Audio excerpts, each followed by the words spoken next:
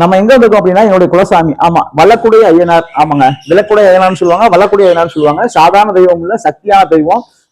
அந்த சாமியை பத்தி நீங்களே சொல்லுங்க. உங்க பேருண்ணே? என் பேர் கண்ணன். சரிண்ணே. வெள்ளக்காரன். இது மானாமரி பக்கத்துல இருக்க? மானாமரி பக்கத்துல கிளம்பி கிராமம். கிராமம். சரி, சந்தோஷம். கிராமம்.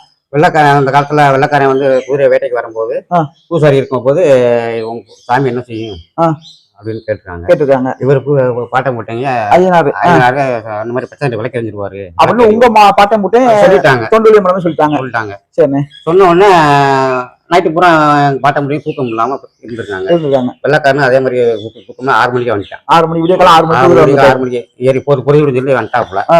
வந்து ஒரு விளக்க போட்டு பச்சை தண்ணி விளக்க புளிய போட்டு அமராம எரிஞ்சு போயிடுச்சு. 5 விளக்கு இறங்கி போயிடுச்சு. ஒரு விளக்கு 5 போயிருச்சு. ஒரு விளக்கு போட்டு 5 விளக்கு வந்துருக்கு. 5 விளக்கு வந்துருக்கு.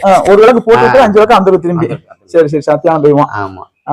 அதோட நீ எவ்வளவு அவருக்கு கீழே வெள்ளக்காரனை கும்பிட்டு முடிந்து இந்த மாதிரி நீ எவ்வளவு தலைக்கு உங்க சாமிக்கு ஓடுறியோ உன் தெய்வத்துக்கு நீ ஓடிக்க, அப்புறம் உனக்கு நடங்க அந்த இடங்கள்லாம் உனக்கு சொந்தம் அப்படின்ட்டாங்க.